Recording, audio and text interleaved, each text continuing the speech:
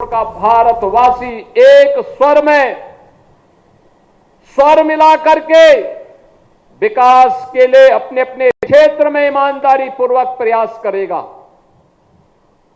सामूहिक ताकत का एहसास जब होता है तब परिणाम आता है और उसी परिणाम को लाने के लिए जमीनी स्तर पर उतर करके हमारे जनप्रतिनिधि कार्य कर रहे हैं।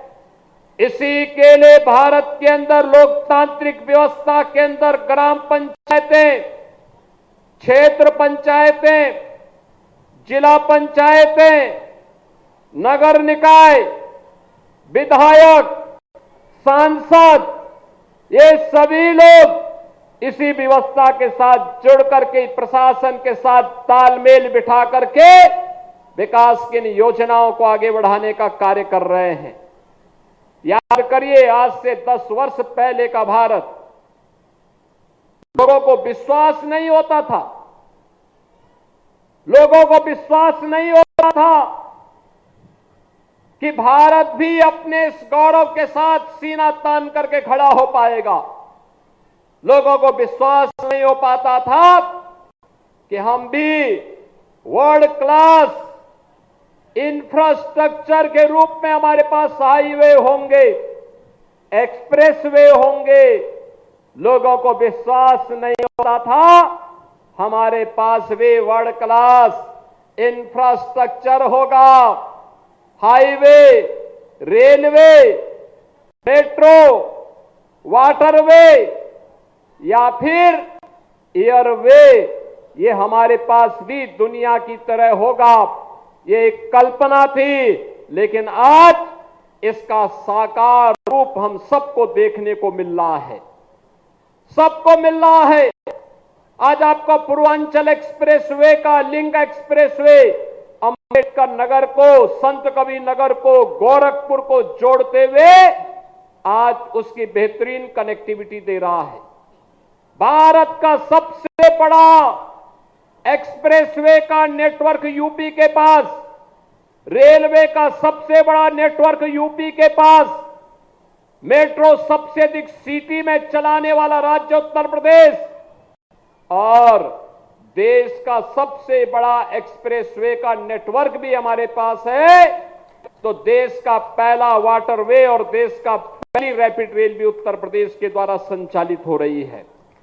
बहनों और भाइयों, ये प्रयास करने से होता है।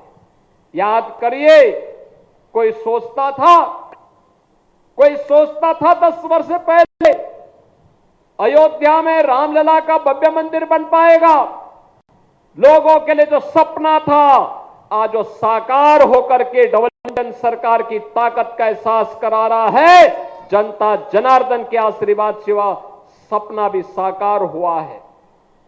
कोई सोचता था 10 वर्ष पहले काशी में काशी विश्वनाथ धाम इतना भव्य बन पाएगा, लेकिन आज वह भी मूर्त रूप ले चुका है। कोई सोचता था कि मां विंध्यवासिनी का धाम इतना भव्य रूप ले पाएगा, आज वह भी भव्य रूप ले चुका है। कोई सोचता था कि अयोध्या देश की दिव्य और सुंदर नगरी के रूप में दुनिया भर के लोगों को अपनी ओर आकर्षित करेगी, आज ये अयोध्या में जाकर के साकार होता है। और कोई सोचता था कि प्रयागराज का कुंभ इतना भव्य और दिव्य होगा। बहनों और भाइयों, ये भव्य और दिव्य कुंभ का एहसास आपको भी इस बार हुआ होगा प्रयागराज की धरती पे जाकर के। कौन ऐसा भारतीय है जिसे इस पर गौरव की अनुभूति न होती हो? और उसी भव्य और दिव्य करने के क्रम में हमने विगत कालखंड में मध्यकालीन सिद्ध संत और मध्यकालीन व्यवस्था की रूढ़िवादिता पर प्रहार करने वाले संत कबीर की पावन महापरिनिर्वाण स्थली के सुंदरीकरण के कार्य को एक भव्य रूप देने का काम इसी खलीलाबाद में हम लोगों ने किया था। बहनों और भाइयों, आज मुझे बाबा तामेश्वर नाथ की इस पावन धरा पर आने का अवसर प्राप्त हो रहा है।